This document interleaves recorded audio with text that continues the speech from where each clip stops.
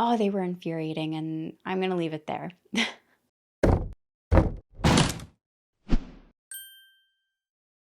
Hi everyone, my name is Kayla. Welcome back to Case and Shelf, where we talk about books.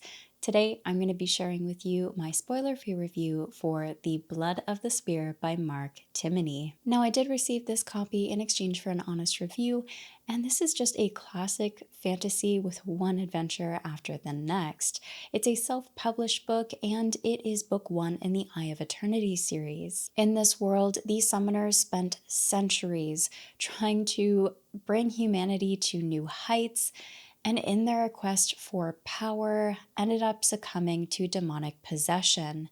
This led to war and ultimately a broken world. However, when you pick up this book, you're actually going to be starting about 3,000 years after those events, which later become known as the Sundering. We follow two brothers in particular, Cale and Darian Torrance.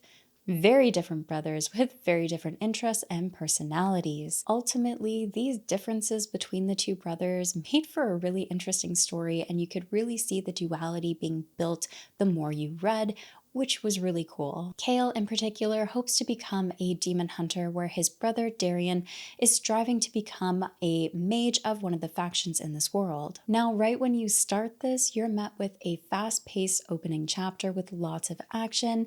Mark Timmony doesn't hold back. He brings you right into this world and doesn't let go throughout the story. On the topic of world building, this is actually really well built. The world is intricate, it's detailed, it's unique, and it keeps you engaged while building the world around the story. This never felt like info dumping. It felt like it flowed really smoothly with the story, and even though this is 600 pages and it does introduce you to the world really well, I feel like we've only scratched the surface of the world, its history, and the lore behind it. Of course, this just leaves me with a lot of questions and wanting to know more about the book and the world, and makes me eager to continue the series with book two whenever that's ready. As for the characters, we get likable and unlikable characters. Now, this is a fine line, and I feel like it did a good job at keeping it away from being a hateable character, but at the same time, I still felt myself wanting to yell at this character as I was reading.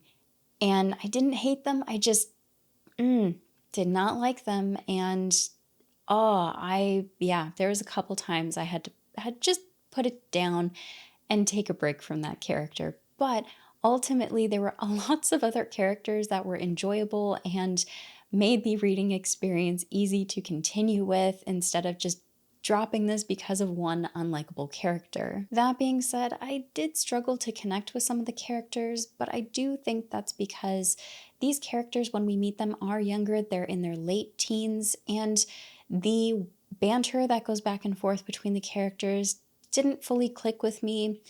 That's just my own personal experience from it, and there is a wide cast of characters here, so there's lots of characters that are going to work differently for every reader. Because I struggled to connect with the characters, it did take me longer to get invested in their character developments and their arcs. Ultimately, though, I'm invested now that I've finished it, and I'm really eager to see what's going to happen over the series. There was also a nice mix of flawed characters and self-discovery, which was really well explored. For me, the star of this book was definitely the world building. It was really easy to get lost into this world and captured into the storyline.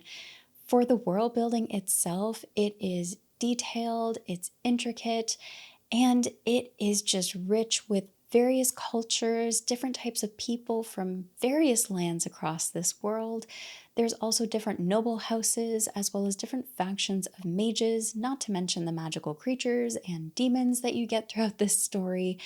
And with the differences of noble houses, the factions of mages, and the different kingdoms throughout, you get a lot of political intrigue mixed in there too. Just one look at the map of Athme, the world in this book, just shows you how detailed this can go. And like I said, I feel like I've only scratched the surface of this world. There's so much more to explore, as you can see from this map.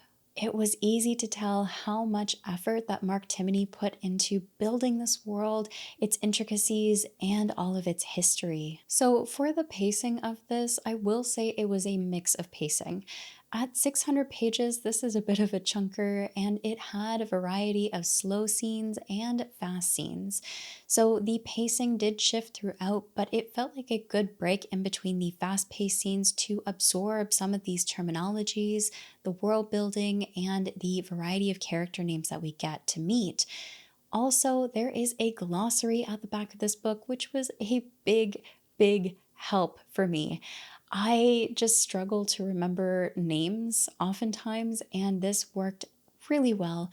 Just as a quick reference to go back and double check that I was remembering the names and the terminologies properly. Overall, this was a fantastic classic fantasy read with a mix of warriors, magic wielders, intricacies with lore, the world building.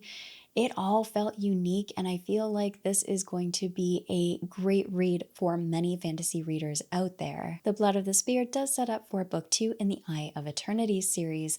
I'm eager to see what's going to happen next and to continue the adventures in Athme. This is one I'd highly recommend for any classic fantasy reader out there who loves intricacy in their world building, unique worlds, political intrigue, and great action scenes all mixed in there. This was just a spellbinding read, and I absolutely recommend it. Ultimately, I gave this 4 out of 5 stars. There was a lot that I enjoyed in it, a lot that I took away, and would love to go back to. The only thing that kept it from being a 5 out of 5 star for me was the connection with the characters, or lack of, and that's entirely a personal experience. I'd love to know though, is this something you would be interested in reading? Have you read it already? If so, what did you think? Leave your comments down below. I'd love to hear from you. Thank you for watching, and as always, take care of yourselves.